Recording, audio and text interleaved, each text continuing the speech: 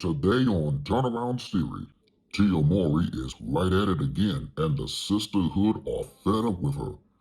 Stay tuned for another episode of Turnaround Theory, because I'll give you a theoretical thought based on today's episode. So don't miss an all-new episode of Turnaround Theory coming up next on YouTube and on Facebook, because I guarantee you it's going to be a damn good one. Is Tia Mowry beginning to become more delusional than what she thinks? And is the sisterhood continuing to turn their backs on her? She belongs to the streets. If you'll stay tuned for another edition of Turnaround Theory coming up next on my YouTube channel as well as on my Facebook fan page, we're going to look at some videos about the sisterhood that's really turning up against Tia Mowry and really decides to represent for Cory Hardrict this time as a brother. And later on, I'm going to give you guys another theoretical thought pertaining to today's episode.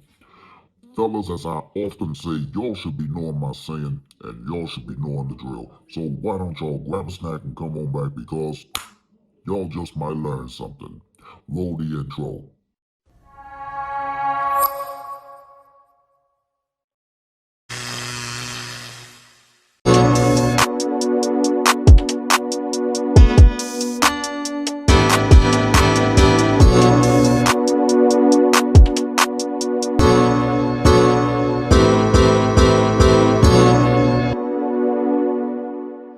What is up, everybody? Again, it's your boy, Mr. Turnaround, aka Tenacious T. And I want to welcome you back to another edition of Turnaround Theory right here on my YouTube channel as well as my Facebook fan page. This is the actual platform where I normally give you guys a free theoretical thought on just about anything. Hey, listen, for those of y'all that are just tuning into this edition of Turnaround Theory on my YouTube channel, I want to personally welcome you. And if you are, in fact, a returning subscriber, I welcome you back. And for those that are tuning into this edition of Turnaround Theory on my Facebook fan page, and you are new to the platform following me for the first time, welcome aboard. If you are a constant follower on my Facebook fan page with regard to the content that I post up, hey, kudos to you as well. As a constant daily reminder, please don't forget to like, comment, and subscribe to my official YouTube channel. It would help out and it would be beneficial for the YouTube algorithm. And don't forget to click on that post notification bell, because you, my friends, will instantly be notified every single time your boy posts up and upload more additional content onto the channel. Please be sure to follow me on all social media sites.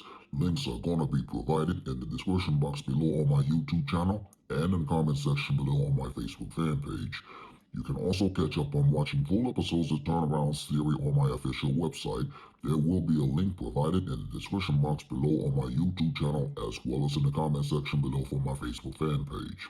If you also want to contribute to my YouTube channel through PayPal, there is going to be a link provided in the description box below on my YouTube channel as well as in the comment section below for my Facebook fan page. Please don't forget to use the hashtag Team Turnaround that you see on your screen, because that lets me know personally that not only you are watching this edition of Turnaround Theory, but it just goes to show that you are supporting my channel in terms of the content that I post up, and I might send you a shout out right back. I do hope that I've covered everything within this matter, and with that being said, let's hop on over into another edition of Turnaround Theory.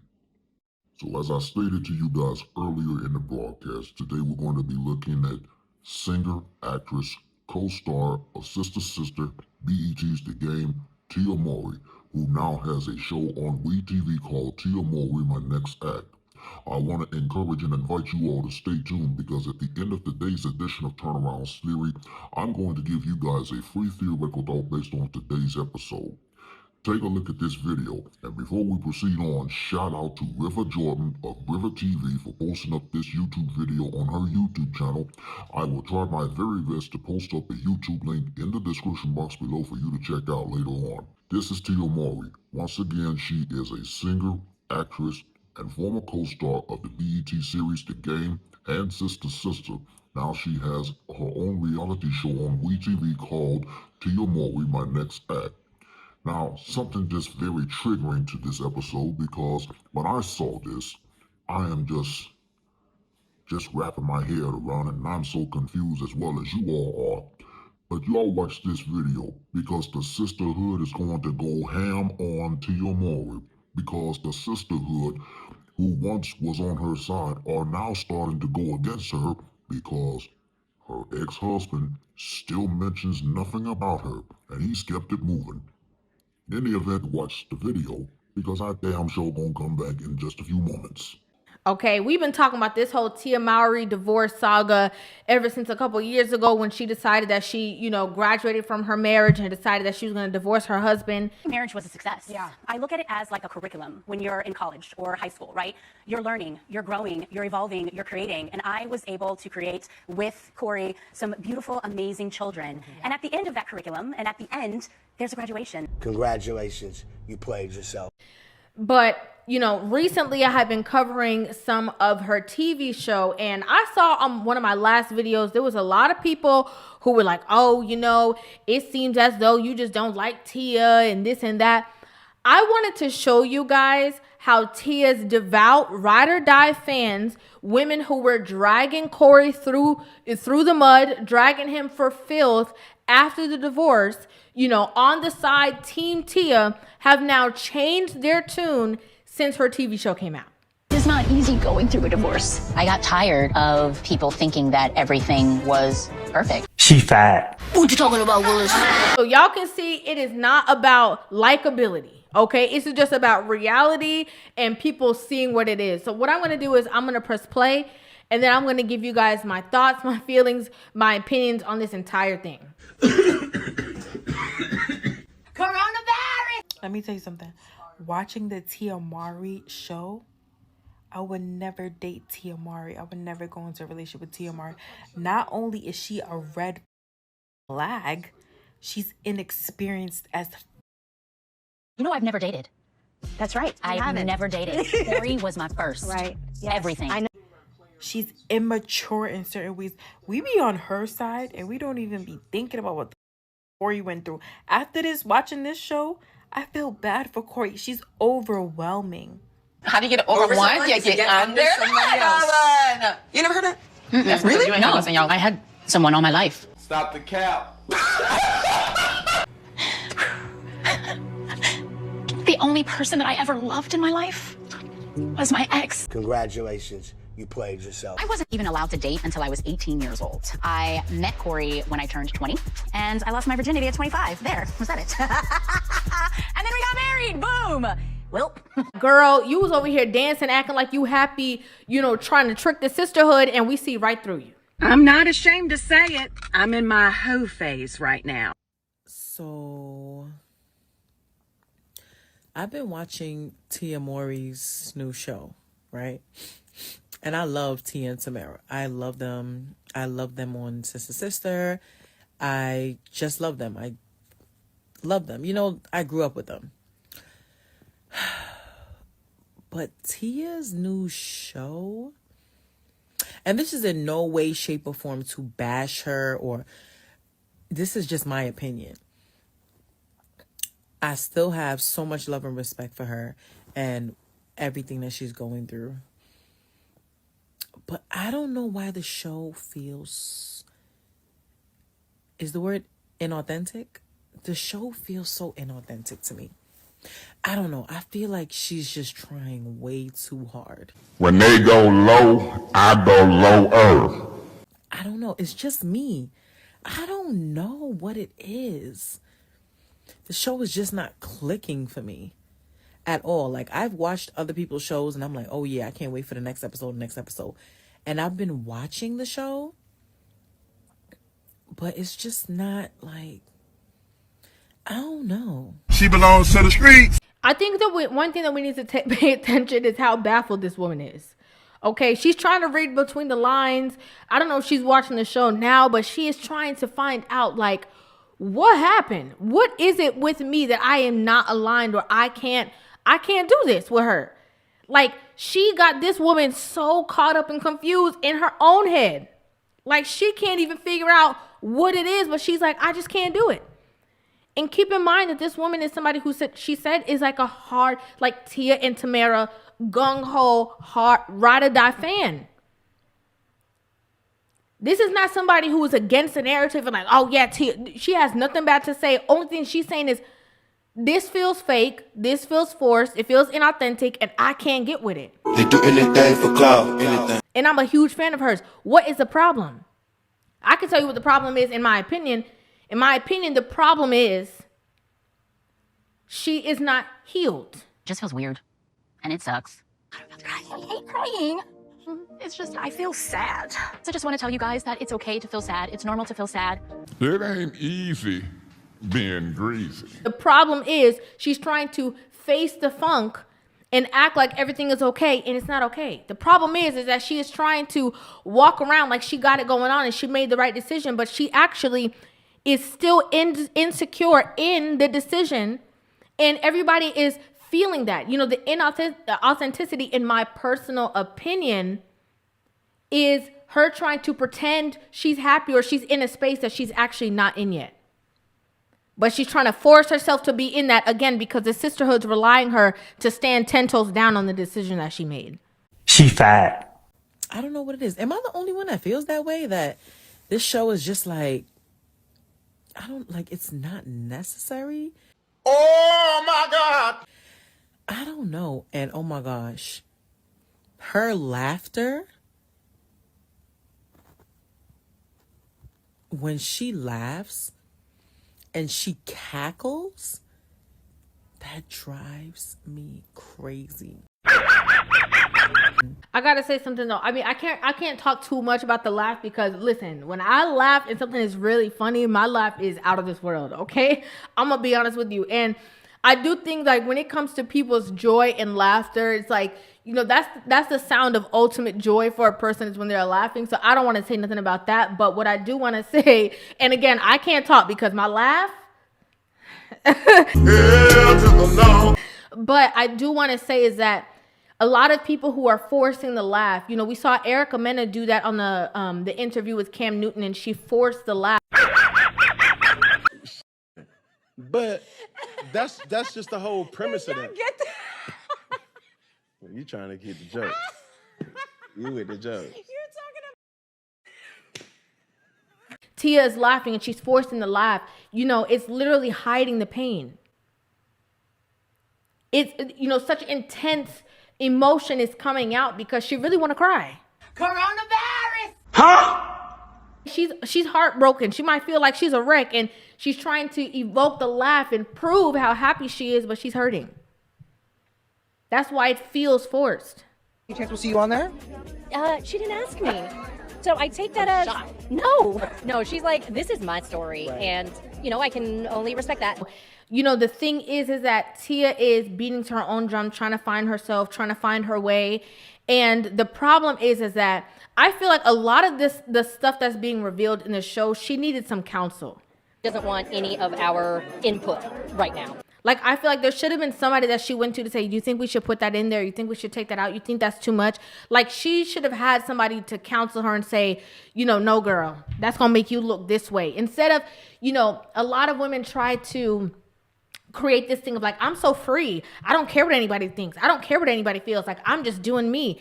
And like, yeah, but there's like levels to that. Like, you can be free, authentic, and truthful, but then like there's also like you can draw some things in. Like, there was nowhere in shape or form that anybody needed to know that information about her and her cousin's relationship, or her cousin, you know, her male cousin seeing her naked. That was not necessary in the conversation at all. And she just threw that in there. And again, having people around you who are not yes people will say, yes, we want you to be authentic, but that can come across a certain way, and we don't need that.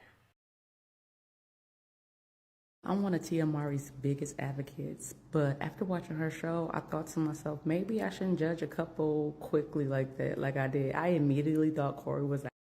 Congratulations, you played yourself. I immediately thought he was the problem. Immediately. I knew, I was like, yeah, it gotta be him, because you see how he was in that interview? But after watching the show, I was like, oh my God, she may be just a little overwhelming.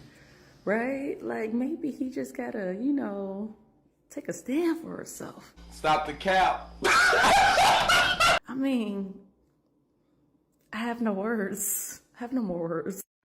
Now stay put, everyone, because when I come right back, I'm going to give you guys a free theoretical thought to today's episode right after this message. Alright, what's going on, guys? As you may or may not know, I'm a former part-time female psychology expert, so today we're going to be going over a few signs that a girl is for the streets. Number 1, So if she is constantly posting on social media, and actually I'm going to add to this one, if she has like 15 private stories on Snapchat and you're not on any of them, she is for the streets. Alright, so number 2, if all of her posts are selfies or they are seeking male validation. For example, if she is posting thirst traps all the time, or she is constantly posting those anonymous things, and then always posting the thirsty dude's responses on them, acting like she doesn't like the attention, just know she is for the streets. And then number 3, if guys are constantly hitting her up 24/7, now this may be different if you're dating a celebrity, but in most cases, they are not going to be hitting her up that much if she is not giving them attention. And then number 4 is probably the biggest one. If she ever tells you that all of her exes are abusive and cheated and she was just the victim, just know that she is she's for the street. If you run into a girl with any of these things in this video, run away. She gonna Krishan your ass. In the comment section, you got any of these things. Now let's do it. And first, if she believes in astrology, these be the freakiest bitches. Not trust these girls to save your life. And the females that do believe in astrology, just take 1 second out your day and just be honest. Bro, you're a freak. And then at number 2, any girl that has braces. The fellas can vouch for me for this. These girls gonna break the fuck out your heart. Especially if she has the deadly combo. Braces, light skin, and curly hair. Run the fuck away. You cannot trust her for shit. These be the girls that can cry dead in your face while lying. Nigga, I'm warning you. Stay the fuck away from them. Then you got the girl with the glasses. The low-key freak. You're for sure for the streets. Really have to lock in on why the hell do you even want to better your vision. Baby, you not fooling me. Then you got the girls with strict ass parents. Any girl with strict parents gonna go the extra mile to do what the fuck they want. My homie came up to me one day and told me he got a new girl and she already cheated on this nigga in the first week. I said, how the fuck that happened? He said she took an Uber to a nigga crib just because she couldn't even drive. I said, yo, these hoes will do anything to get crushed. These are 3 ways to tell your girl is for the streets. Number 1, she goes to raves. That's insane. They be half naked. The butt be out for sure. They go on there on crazy amounts of all the candies and stuff. You know what I'm saying? Grinding up on people like that's just crazy to me. Second way to tell is her snap is always hitting. She'll open up all the snaps and then just send one picture to every single snap. I be watching it. I be right here and I see them do that. But I know I'm the one, you know what I'm saying, at the end of the day. That's just the game though. That's exactly how things are gonna go. Why? Because I was at the top of the list. I had to distinguish myself from all the rest. Now I'm the one watching everyone get the same generic snap while I'm in buns. Number 3 should be at the bars. Bro, need I say more? That's crazy. Be at the bars getting all these drinks and stuff. What? Y'all be paying for these drinks too, bro. That's the sad part. She gonna take your money, it might be able to hit, and she out of there. And now, Turneround's theoretical thought.